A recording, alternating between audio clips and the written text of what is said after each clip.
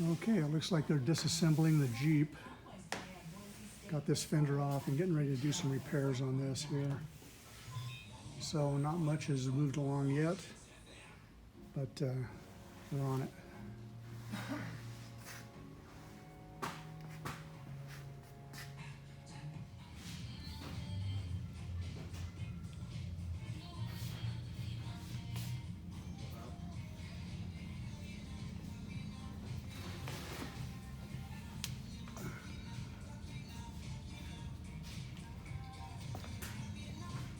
Okay, so it looks like you're getting ready to use that hydraulic on it. I got most of it already out. Really? Yeah. I had to stop and play with that truck. Went all the way under here where this was all buckled down. It's all pulled straight again. You know, obviously this needs to be replaced. But Right. So you hook those chains on this side of the frame, and then you yank on it on this side. yeah. Okay. And then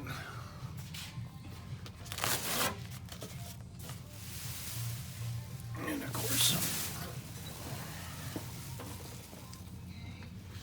there's a buckle right through here and right up there and then right along here, and it's all flatter again, Got those all put back out there.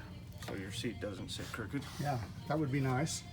So I had no idea that you had to almost pretty much take the whole vehicle apart to do this. Yeah, it makes a mess. So, anyway, it's coming together. Next step is a little more monkeying with it right back here, and then start changing sheet metal. We have to. So how does this piece come out here? I'll have to drill all of these spot welds to where I have access. Remove this section, then you remove this section. And then I'll have some more straightening to do, you know, just to fine tune everything. Right. Because it welds back in essentially the same spot. Sure. And then put some self-tapping screws to hold it, make sure the door fits, make sure the fender fits, and then I'll go back and start welding. It looks like it's moving along.